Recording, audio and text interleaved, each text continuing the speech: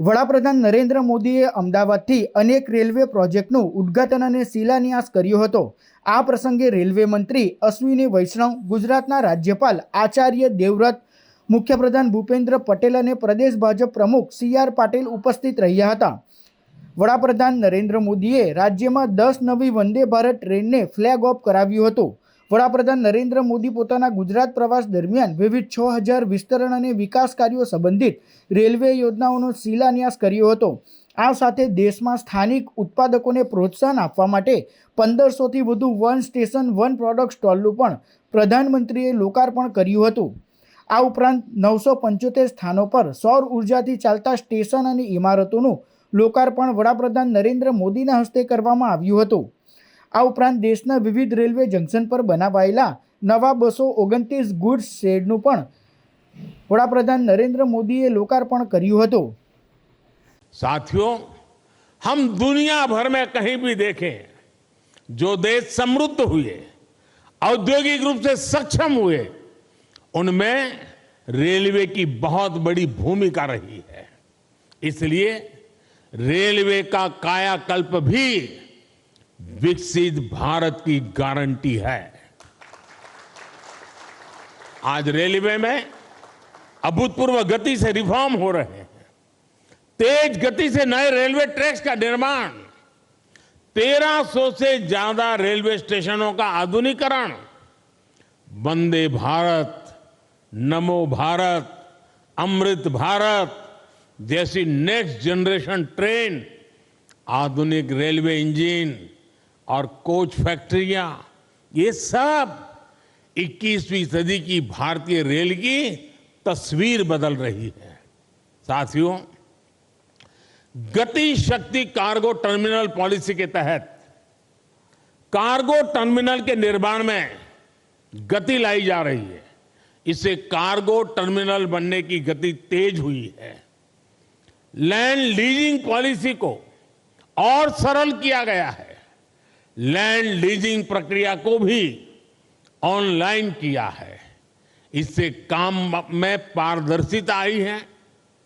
देश के transportation sector को मजबूती देने के लिए रेलवे मंत्रालय के तहत गति शक्ति विश्वविद्यालय की स्थापना भी की गई है।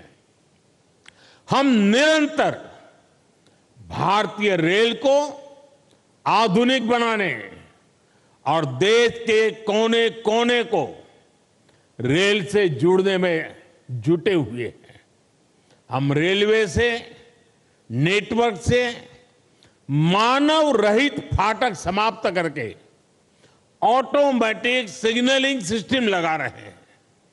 हम रेलवे के 100% इलेक्ट्रिफिकेशन की तरफ बढ़ रहे हैं।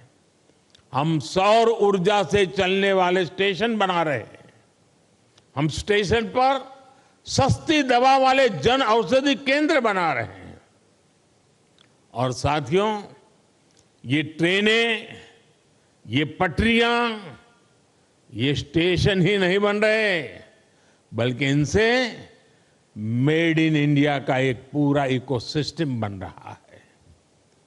देश में बने लोकोमोटिव हो या ट्रेन के डिब्बे हो, भारत से Sri Lanka, Mozambique, Senegal, Myanmar, Sudan जैसे देशों तक हमारे ये प्रोडक्ट एक्सपोर्ट किए जा रहे हैं।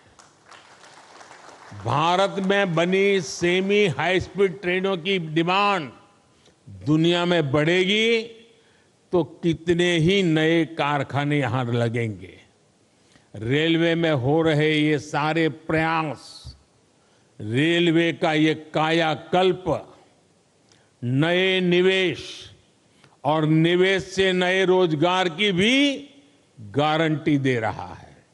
साथियों, हमारे इन प्रयासों को कुछ लोग चुनावी चश्मे से देखने की कोशिश करते हैं।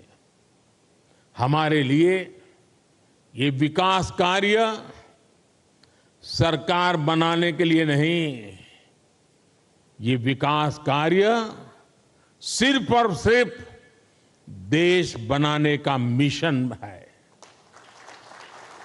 पहले की पीढ़ियों ने जो कुछ भुगता वो हमारे नौजवानों और उनके बच्चों को नहीं भुगतना पड़ेगा और ये मोदी की गारंटी है।